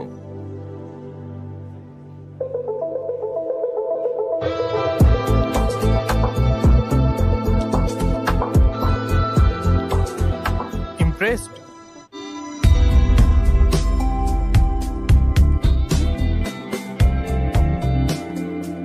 কি ইমপ্রেসড? এত তাড়াতাড়ি সিদ্ধান্ত নিয়েছেন যে আমাদের সাথে টাই আপ করা ঠিক হবে না। I am impressed. আমরা বিজনেস করতে চেয়েছিলাম, আপনার কোম্পানির প্রফিট আর লস দেখলাম, তাতে আমার কোম্পানির ডাইমেনশন আর ওয়ার্থ বুঝেছি।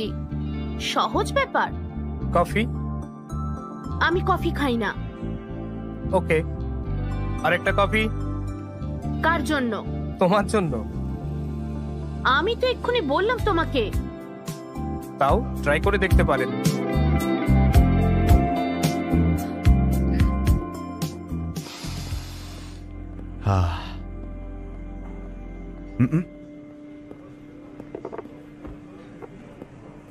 এই একটা গেম খেলা যাক।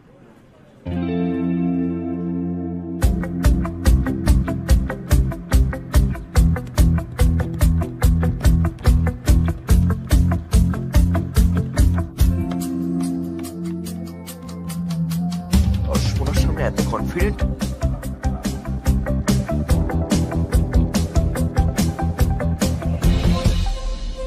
তুমি তোমার ডাইমেনশন মেনে খেলেছো, কিন্তু এখানে অন্য একটাও আছে। Depth। আমাদের কোম্পানির লাভ ক্ষতির স্টেটমেন্ট দেখেছো, কিন্তু কমিটমেন্ট আর স্টাফদের হার্ডওয়ার্ক দেখোনি। আমরা ব্যালেন্স শিট চেঞ্জ করতে পারি, এটা আমাদের এক্স ফ্যাক্টর। আমরা ভালো বিজনেস করতে চাই। কফি কেবল শব্দ নয়, এটাও একটা টেস্ট।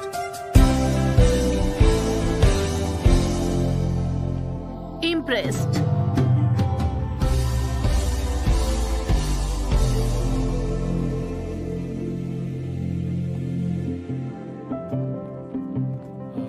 ফিউচার কোম্পানির সাথে আমাদের কোম্পানির টাই আপটা হয়ে গেছে।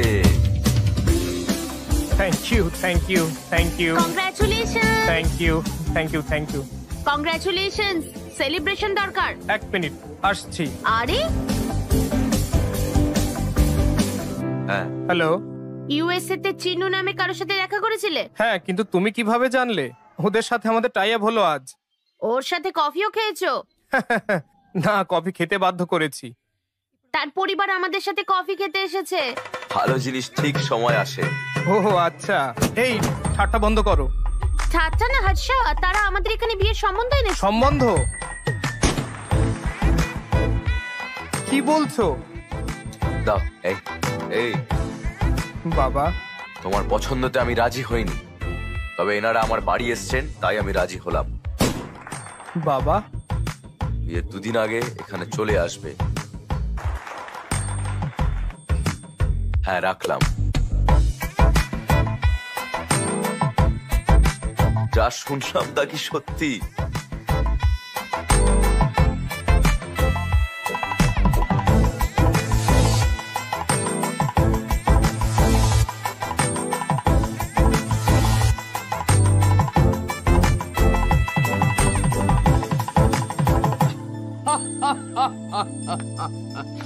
একবার মাত্র দেখে এই মেয়েটা তোমার বিয়ে করতে রাজি হয়ে গেল? কি বলছো? সুপার ভাই, কনগ্রাচুলেশনস। মজা করা বন্ধ করে ওর কথাটা শোনো। চালিয়ে যাও ভাই।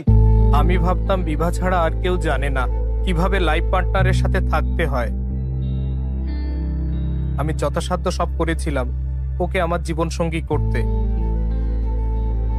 তুমি চাও, কিন্তু তোমার বাবা মায়েরও একটা সম্মতি প্রয়োজন। আর তার আগে বিভাকে বোঝানো দরকার ছিল। আমি সবাইকে বলেছিলাম আমি বিয়ে 2 দিন আগে চলে আসব, কিন্তু আমি 10 দিন আগে বিভার সাথে দেখা করতে চলে গিয়েছিলাম।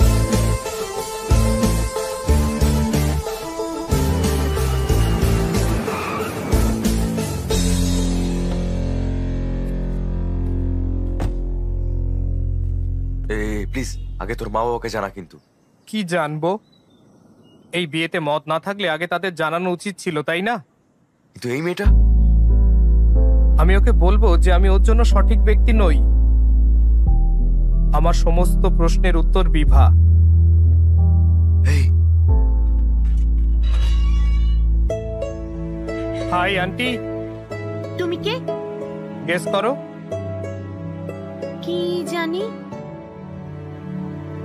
ও তুমি? বিভার সাথে দেখা করতে চাই আন্টি। এখানে নেই। কখন ফিরবে? ফিরবে না, ও বাড়ি ছেড়ে চলে গেছে।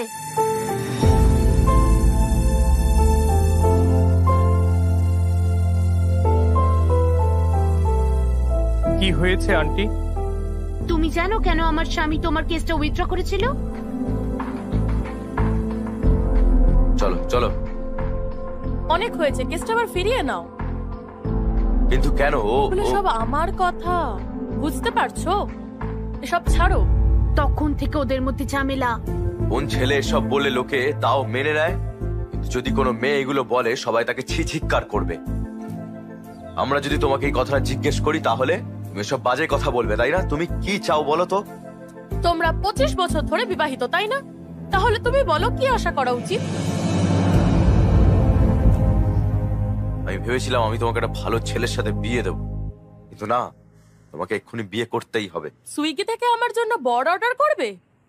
উনি একের পর এক পাত্র আনেন আর রিজেক্ট করতে থাকে। ও সব মজা করে উড়িয়ে দেয়। যদি দেখতে কতটা এক্সাইটেড ছিল।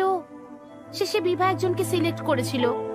আমিও স্বস্তি পেলাম যে আমার মেয়ে বিয়ে করতে চলেছে, কিন্তু জানি না হঠাৎ কি হলো। হঠাৎ বললো যে ও ঠিক লোক নয়।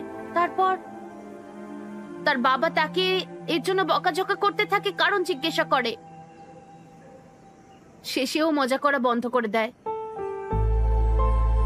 ও বাবার চাপ নিতে পারেনি।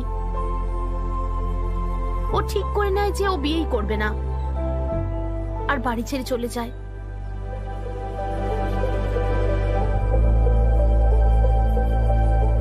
শোনো,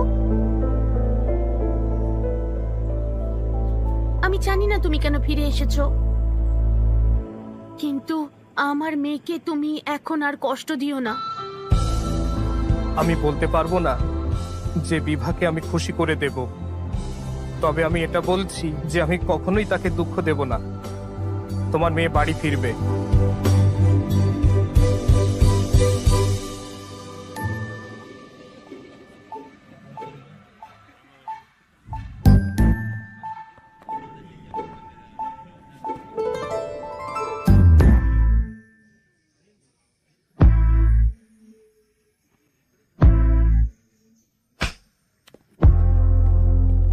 ভাই ভাই, ও তোমাকে মারলো কেন?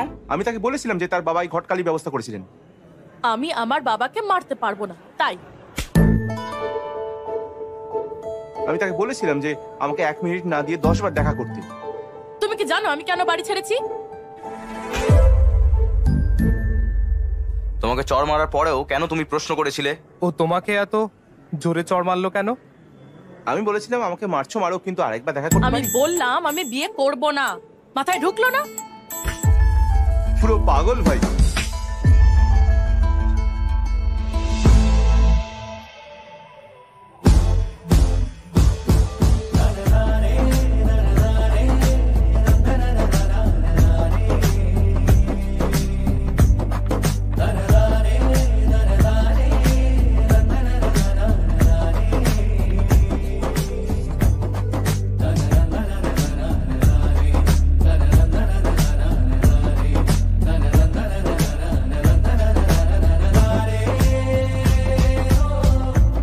এবার শিওর আমাদের গ্রেপ্তার করাই হবে। তোমরা রেডি থাকো।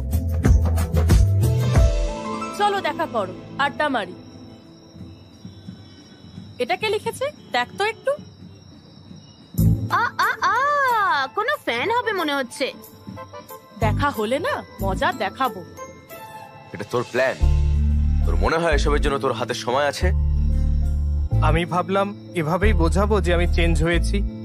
ওর ডিসিশন পাল্টাতে হলে আমাকে এসব করতেই হবে, তাই না? দেখতে আসা ছেলেদের চড় মেরে ভাগায় তুই এর ডিসিশন পাল্টাবি? আমি ওকে মুখ দেখাবো না। ভাই, আমি এই প্ল্যানে নেই, কিন্তু আগে থেকে বলে দিলাম। আমি ভেবেছিলাম শুধু বিয়ে করতে চাই, কিন্তু এ তো বেশি বেশি। থামো লোলা বাইক। ও ঠিক আছে, যাও। এটা কি, সে কি বাইরে আসবে কি না? রিল্যাক্স ভাই। লোলা বাইক, যা। সকাল থেকে ওয়েট করছি, এত দেরি কেন?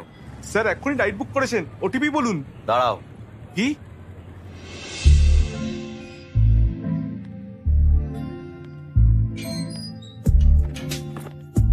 Good morning madam. Good morning.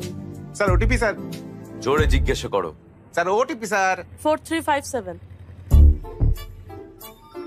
এই যে। কি? বিবাহ?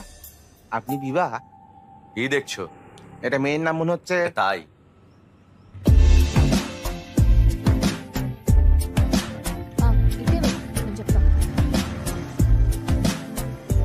কমফোর্টেবলি বসুন madam.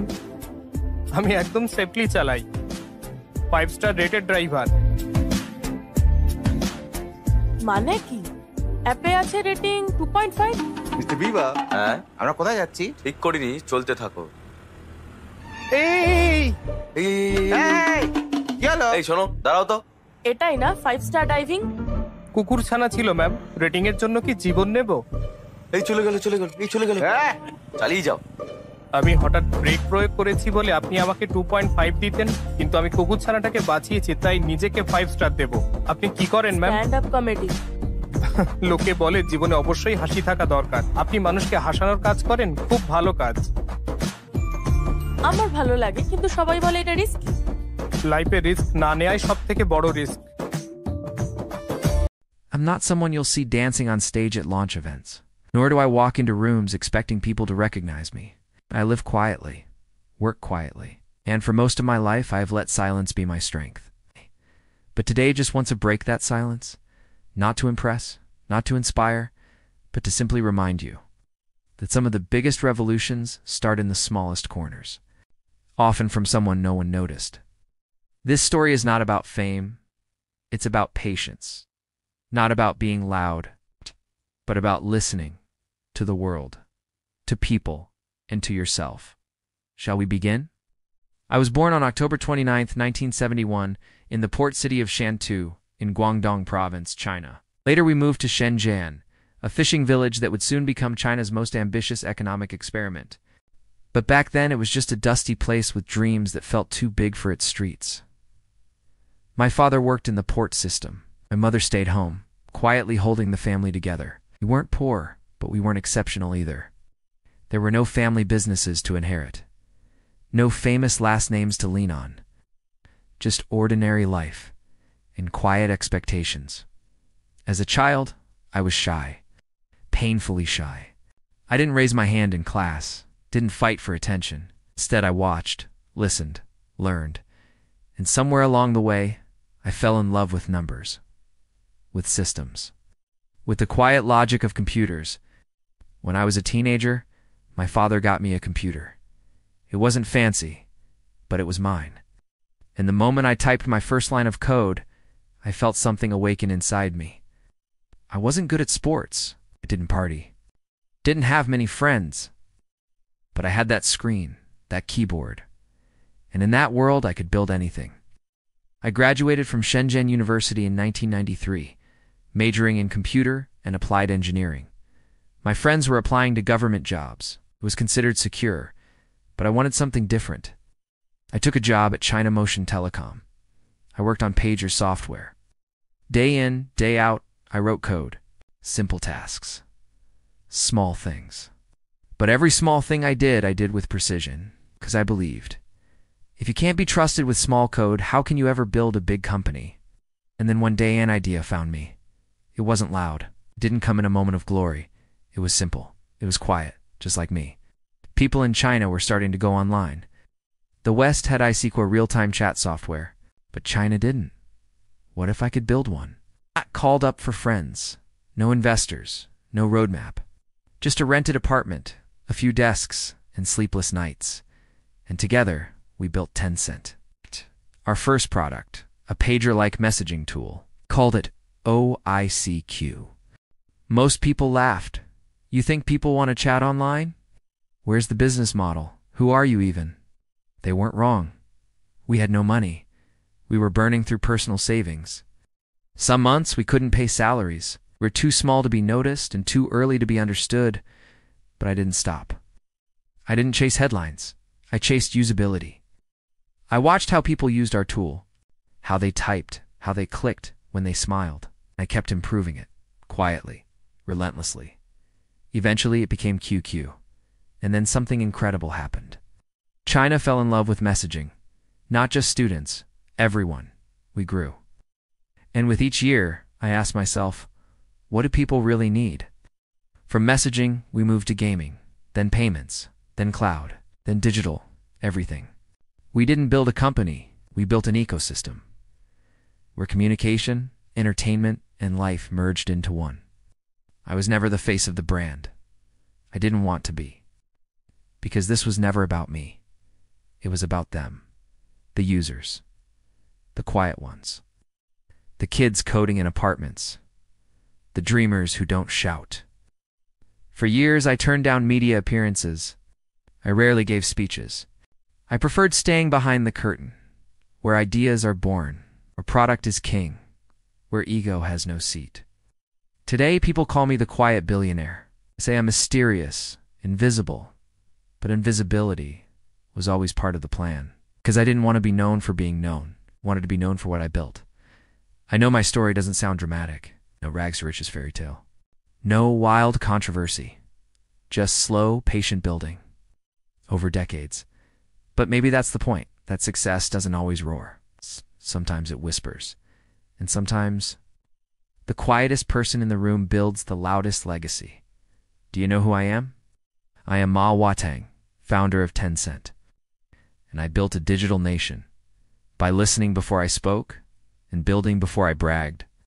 I'm not a tech genius. I didn't go viral. I've never stood on a flashy stage with a headset mic. My work smells of soil. My hands carry the memory of labor. And the world I come from is not built on code or venture capital. It's built on patience, mud, and sweat. This is the story of a man who raised pigs. And in doing so, fed a nation, defied the odds, and built an empire. Let's begin. I was born in 1965 in a small village in Nanyang, Henan province. My family was poor, painfully poor. We didn't count savings. We counted rice bowls. If one year the harvest failed, we didn't have enough to eat. If one pig died, our year collapsed. That was my world. I grew up not with ambition, but with necessity. As a boy, I watched my parents work their fingers to the bone, planting, harvesting, raising livestock, anything to survive. But no matter how hard they tried, poverty stayed. One winter evening when I was just 10, I asked my father, "Why do we work so hard and still stay poor?" He looked at me and said the words I would never forget. "We need to do more than survive. We need to change how we live." That was the first time I dreamed of something bigger. In 1982, I was admitted to Henan Agricultural University. Not many from my village made it that far. People said, "You're smart, go work in the city, be an official, leave this life behind." But I had a different thought. What if the way forward is not away from the village, but deeper into it? While studying animal husbandry, I learned everything, the science, the systems, the economics of farming. And one sentence burned itself into my heart. China has 1.4 billion people. If we can feed them better, we change everything. After graduation, I took a steady government job. It was safe, it was stable, but it didn't answer the fire in me. In 1992, my wife and I made the boldest decision of our lives. We left the job, sold everything we had, started a pig farm with just 22 pigs. No safety net. No fallback. Just conviction. I'm not here to deliver a speech. I've never been comfortable with applause. I don't belong to any inner circle of elite founders. I come from dust, from silence, from a place where dreams were not inherited. They were built with bare hands. So today, I'm telling my story, not to impress you, but to remind you that even the smallest spark can start an electric revolution. Let's go back. I was born in 1966 in a poor farming village in Anhui Province, China. It was the kind of place where futures felt fixed, where children worked the land, not read books, where electricity came and went, but hope rarely came at all. I lost my parents when I was young. That kind of pain doesn't leave you. But it teaches you something. If you don't fight for yourself, no one else will. I was raised by my older brother. He worked hard so I could stay in school. Every exam I passed wasn't just mine, it was his too. I studied chemistry because I wanted to understand power at its most basic level, how it moves, how it stores, how it transforms. In 1987, I graduated from Central South Industrial University, then pursued a master's in metallurgy and materials science. It was never about grades, it was about answers. I needed to understand how materials could shape the future. By the early 90s, the world was obsessed with oil. Cars ran on gasoline. Energy was owned by giants. But in my mind, a question refused to go away. What if cars didn't need fuel at all? In 1995, with just 2.5 million RMB and about 20 employees, I founded a company in Shenzhen. We didn't build cars. We built batteries for mobile phones, then laptops. We worked like mad, day and night, at bare floors, bare hands. Every battery we made brought in just a few cents, but I knew what we were really building. Mastery. In 2003, people thought I'd lost my mind. Because I made a move no battery company had ever dared. I bought a bankrupt state-owned car company. It was broken, outdated, a disaster on wheels. But I saw something different. I saw a skeleton waiting for a new heart, and I had one. I called it BYD, Build Your Dreams. Everyone laughed. It's battery guys trying to build cars. China can't make electric vehicles. They said we were amateurs. And in the beginning, maybe we were. But amateurs with obsession can be more dangerous than experts with comfort. We failed. Again and again. Our first electric car was a disaster. The design was off. The tech was unstable. But we didn't quit. We rebuilt. We studied everything, every cell, every bolt, every mistake. Then came 2008, while the world reeled from a financial crisis. We launched China's first mass-produced plug-in hybrid, the F3DM. The world still doubted us. But one man didn't. Warren Buffett. That same year, Berkshire Hathaway invested in BYD. People said it was luck. It wasn't. It was the result of 1 million small, invisible decisions, each made while the world wasn't watching. Fast forward to today, BYD is one of the world's largest EV manufacturers. We've surpassed legacy giants. We power public transport in Europe, build buses in America, and drive clean mobility across Asia. We don't just build cars. We build energy ecosystems, batteries, solar, semiconductors, microchips. We don't just build a brand, we build a vision. I don't care much for awards. I don't give flashy interviews. But if you've ever taken a breath in a city and smelled cleaner air, if you've ever seen a silent bus glide by, or heard a child say, "I want to drive an electric car when I grow up," then maybe you've already felt our dream. So now let me ask, do you know who I am? I am Wang Chuanfu, founder of BYD, and I didn't just build a company, I built the dream of a cleaner tomorrow. I am not standing on a TED stage, nor do I attend business galas or boast my journey on shiny brochures. I don't enjoy speaking into microphones. In fact, most of my life, I've been invisible. Not because I lacked a story, but because I believed. Real stories are whispered through struggle, not shouted through spotlight. But today, for the first time, I will tell mine, not to inspire, not to ask for admiration, but simply to remind someone, somewhere, that it's possible to come from absolutely nothing and build a life that matters. This story is about a man who was never seen as promising or privileged, but who asked himself one question again and again. How can I rise? When the world offers no hand, shall we begin? I was born in 1954 in Hanzhou, Zhejiang province. It was a China many of you wouldn't recognize. Hard streets, hard times, and even harder chances. My family wasn't rich, wasn't connected. My father worked in publishing, but soon our entire world was shaken by the Cultural Revolution. I was just a boy. But when the winds of politics swept through the country, my education was abruptly cut short. Schools closed. My family's stability gone overnight. No diplomas, no path. Just survival. I dropped out in elementary school, and that's how my education ended, at least, in the way society defines it. But real education? It started with life. I worked on construction sites, carried bricks under burning sun, picked up odd jobs. Sometimes I sold newspapers. Other times, I dug ditches. I watched classmates wear uniforms, while I wore dust and sweat. But you know what dust teaches you? That the ground is closer when you fall, and when you rise from it, you rise stronger. There were nights I went hungry, nights I questioned whether fate had forgotten me. But in the silence of those hard days, a voice inside me whispered, "You were not born for the streets. We're born to build something greater." I kept going. Eventually, I got a small job as a reporter. That moment changed everything, because reporting gave me something I never had, a chance to observe, to listen, to study people, markets, decisions. I didn't just write stories. I absorbed them. Like a sponge, I took in the patterns of success and failure, and slowly started thinking like an entrepreneur. but nothing was easy. I tried my hand at selling mushrooms, failed. I entered the health products business, got laughed at. I started again, and again, and again. I fell so many times. The ground felt familiar. But each time, I stood back up, because something inside me refused to die. Then came 1996. A small idea started brewing in my head. China is changing. People are becoming health conscious. What if I gave them clean, pure water?